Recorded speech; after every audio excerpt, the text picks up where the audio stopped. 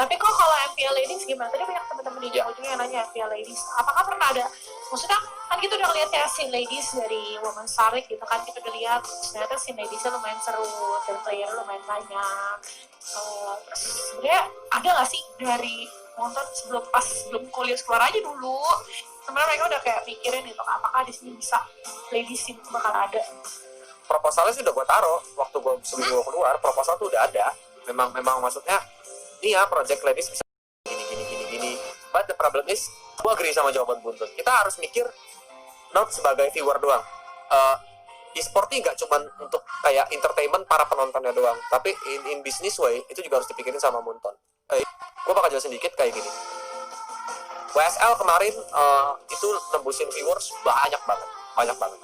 Kalau seandainya Munton buat liga resmi untuk para ladies, ini akan memacu tim-tim untuk bikin tim ladies yang punya tim ladies. And then dari sini pasti ketika Munton buat pertandingan itu pasti Munton mikir gimana caranya gue dapat sponsorship, gimana caranya gue dapat viewership yang bagus untuk scene ladies.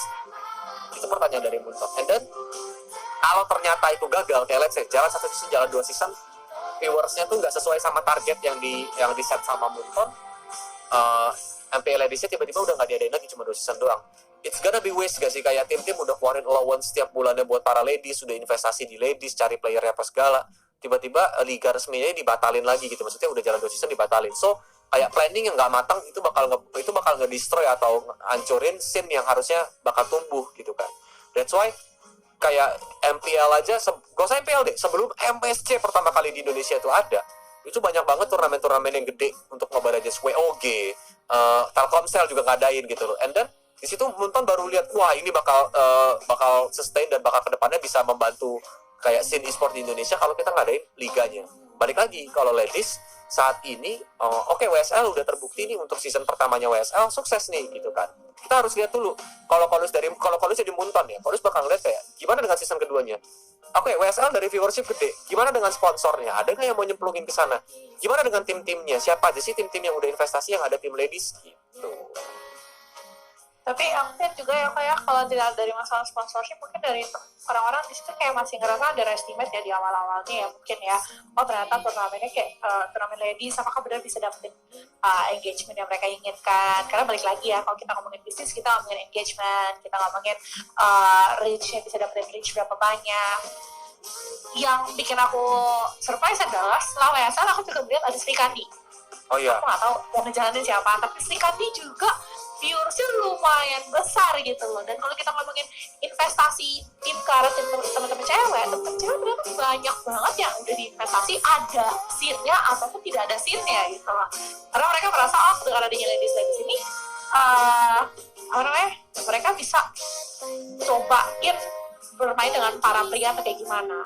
Mungkin kalau nggak MPL kali ya. Maksudnya kan ada beberapa player ladies juga yang istilahnya skillnya udah nggak bisa kita bersandakan juga gitu, karena skillnya udah yang kayak setara para laki yang emang udah jago banget.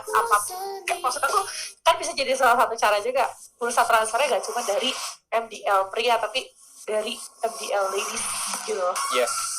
Makanya gini ya, kalau dilihat dari perkembangan scene ladies, sekarang nih udah baby stepnya udah mulai kelihatan.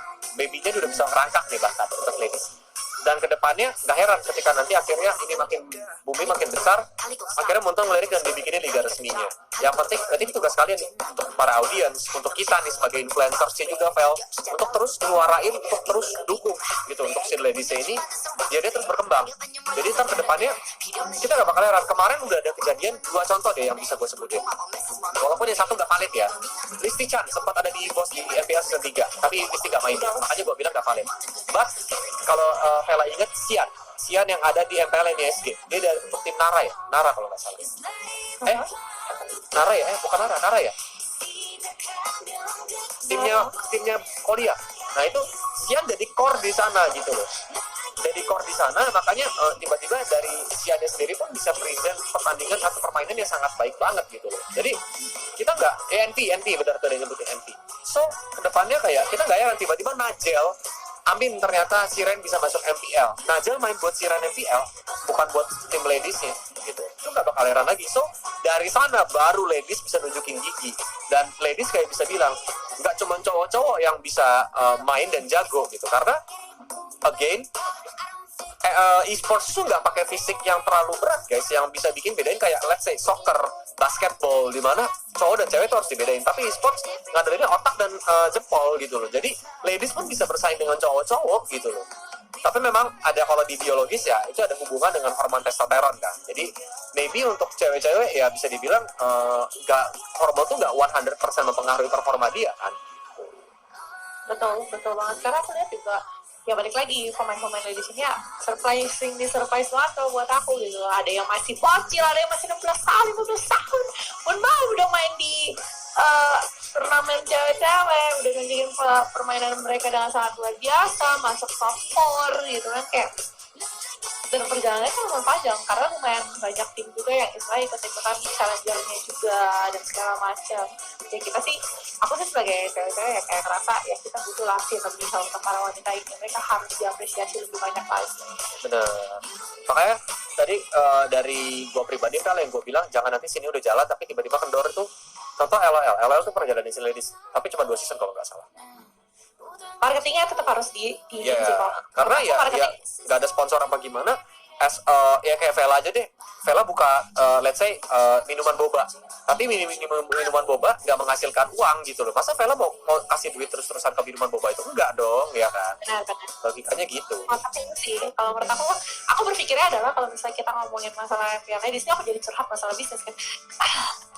Kita bisa nge-guide banyak banget brand di luar dari apa yang sudah ada gitu, dari scene lakinya. Kayak kita bisa ngetarik brand-brand kosmetik, kita bisa narik ke brand-brand yang cewek banget lah istilahnya, yang sebelumnya mereka nggak tahu mereka harus buang duit marketing mereka kemana gitu, tapi bisa dibuang ke sini sport gitu sih kira doang. Ya sih kan, apalagi during pandemic ini bisa dibilang banyak banget brand yang akhirnya ngelirik ke arah sorry, lagi azan katanya, gue pause dulu lagunya, respect ya guys ya, lagi azan. Nah, banyak banget brand-brand yang akhirnya nyemplungin ngelirik e-sports and then nyemplungin diri mereka ke e-sports. So itulah bisa dibilang e-sports ini di pandemi corona ini bukannya melempem malah tambah naik gitu sebenarnya, dari viewership, dari brand gitu. Ini menjadi keuntungan bagi e-sports kedepannya ya, ini yang jadi bikin e-sports makin gede lagi gitu. Betul. Kita berharap lah e-sports makin besar lagi. Nggak nyangka sih, maksud aku 3 tahun yang lalu itu adalah batu pertama, ledakan pertama e-sport kalau menurut aku, yang ngebuat e-sport Indonesia tuh sampai kayak sekarang. Karena ya kalau kita ngomongin e-sport di luar udah pasti gede ya, cuman e-sport di Indonesia menurut aku dari 2017 itu ledakan pertama menurut aku ya, ngebuat ya e-sport ini kayak sekarang gitu. Ada Balis, ada aku, ada teman-teman yang dari kemarin-kemarin yang kayak ya udah jadi ada di dunia yang seperti ini gitu. Bener. Dan sebenarnya PR kita kan ya bisa dibilang kita kan udah termasuk dedengkotnya e-sport ya, Vel ya. Dedengkot e-sport yang kayak let's say udah banyak banget yang kesaring, yang udah banyak banget yang udah di museumin kata kasarnya gitu kan.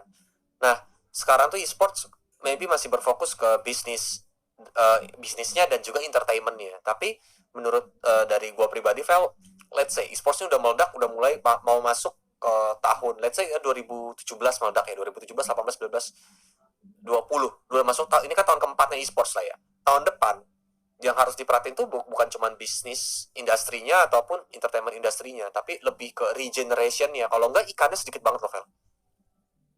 Karena balik lagi pendidikan di sekolahan nggak ada yang ngajarin e-sports, kuliah nggak ada yang ngajarin e-sports. Orang e-sports tuh itu doang, kayak bisa dibilang oh yang di Tencent sih ini, itu mah gue kenal. Oh yang di Moonton sih ini, itu mah gue kenal gitu kan.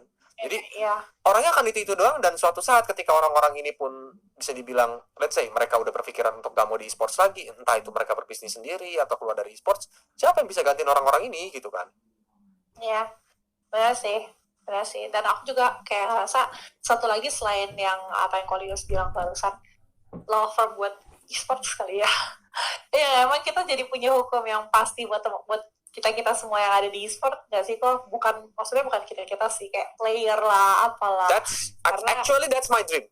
Well, kalau boleh share dikit, gini, a lot of teams kayak let's say kalau gue sebut brand, EVOS punya WIP, IRQ punya Anvil, Aerowolf lagi mencoba untuk buat, and then ya ada banyak lah ya talent management lah ya di luar sana ya, di luar e-sports, tim-tim e-sports yang punya agency, di luar sana juga masih ada Mineski talent management, Revival talent management gitu-gitu, banyak lah di luar sana.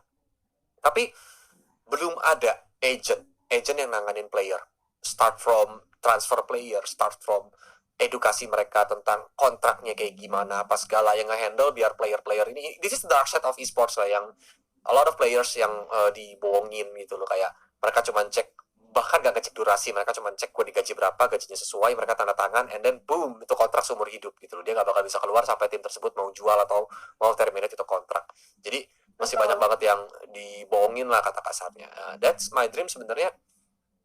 Ya semoga bisa kesampaian ya, karena ini masih mimpi gitu. Gua pun udah mulai start untuk kayak sekarang cari timnya, cari orang-orang yang memang mau, kata kasarnya lu kerja keras dulu karena duitnya masih kecil untuk sekarang. But in the future duit bakal datang dengan sendirinya kalau memang tujuan lu baik, memang lu bisa bantuin players ataupun players yang udah ada sekarang, mereka mau move ke tapi lebih ke talentnya juga. Sebentar ke depannya ya jadi bilang mungkin sama bisnismen atau yang bisa dibilang yang si berkerah putih gitu kan. Gue gak mau sebut merek lah, yang kayak gitu tuh siapa aja gitu. Nggak mau sebut merek, ciri-ciri aja deh kok. Nggak mau lah kalau itu, gue bisa langsung ngambang di kali file mayat gue cuk, jangan. Gila gue. Gila gue kalau. Jangan, aku juga gak enak sih. Iya, kalau itu gila gue langsung ini gila sih. Tapi ada memang kayak banyak banget yang kayak gitu yang bandel katanya.